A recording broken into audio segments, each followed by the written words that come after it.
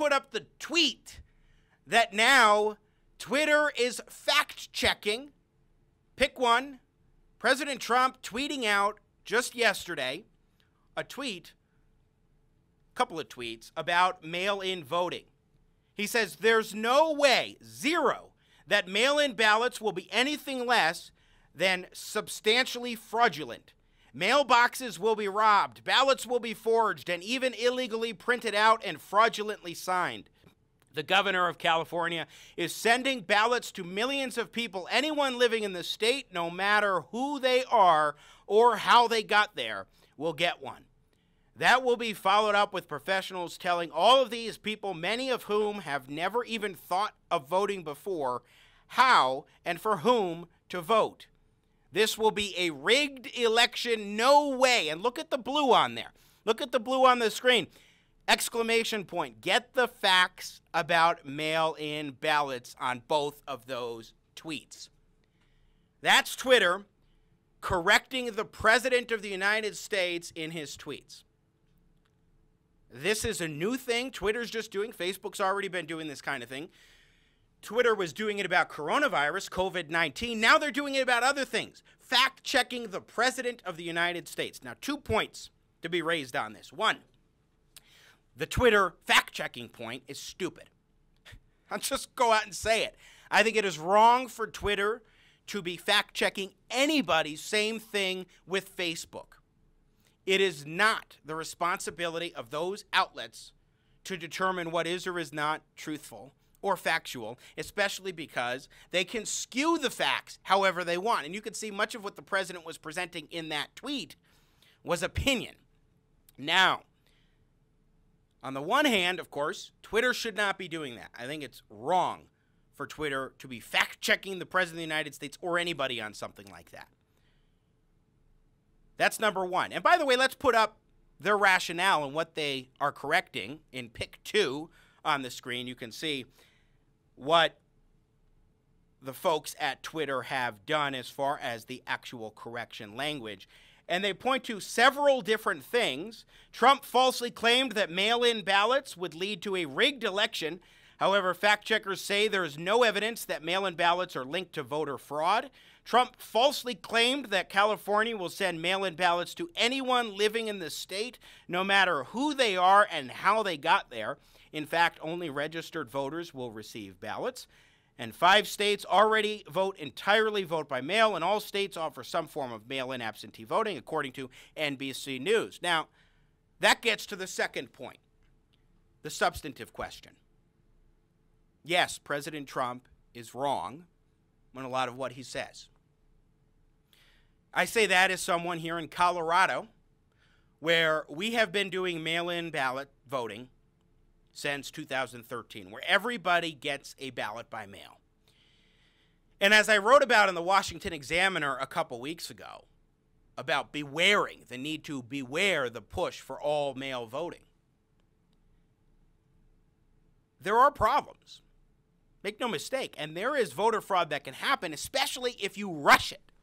The problem is not so much mail ballots itself. If you have a good system in place, and overall we do here, although there's a problem with voter ID verification and same-day voter registration that needs to be ironed out. You need to ban this idea of ballot harvesting where you can collect a whole bunch of ballots at once, so forth. So there are steps that need to be taken and better things to be done in states like Colorado, the 3rd state to implement vote by mail statewide, that need to be done. And the rush to mail voting is where the president would be right.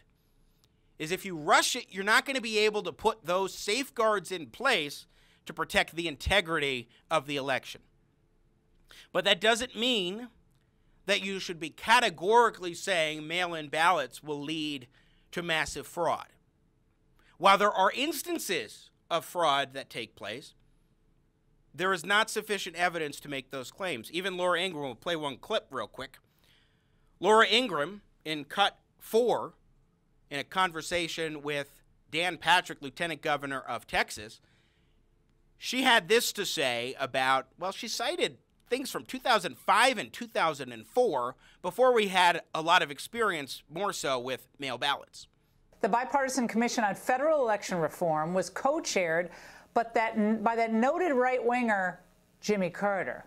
Okay, well, it found in 2005 that absentee ballots remain the largest source of potential voter fraud. Citizens who vote at home, at nursing homes, at the workplace, or in church are more susceptible to pressure, overt and subtle, or to intimidation.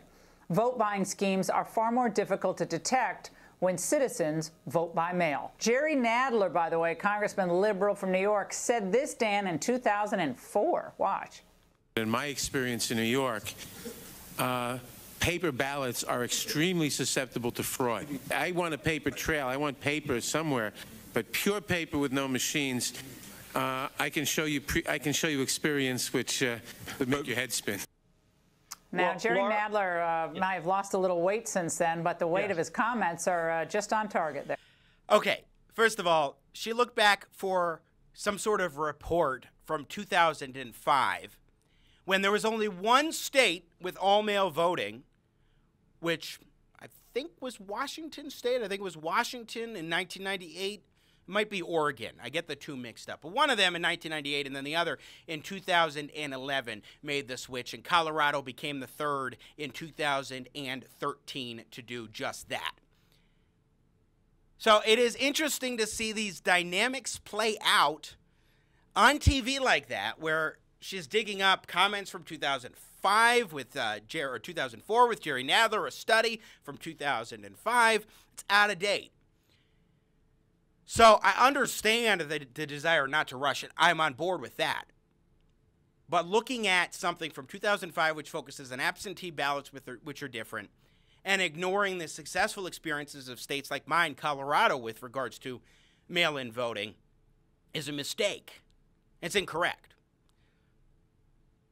We need to stop the rush to mail-in ballots, as I wrote for the Washington Examiner, but we must not just dismiss it out of hand, because if you give it enough time, it took Colorado a decade to be able to implement it effectively. If you give it enough time, it will work well. So there's nuance here that's being lost on both sides of the debate. If you rush it, there could be fraud. Could well be voter integrity issues. If you don't rush it and you wait and you give it time, then it can most certainly work. You just watched a clip from Jimmy at the Crossroads. Don't miss more engaging, intelligent talk. Subscribe to the Jimmy at the Crossroads YouTube channel today. You want to catch our live show. And I love your support. I got Jimmy at the Crossroads, making sense out of no sense.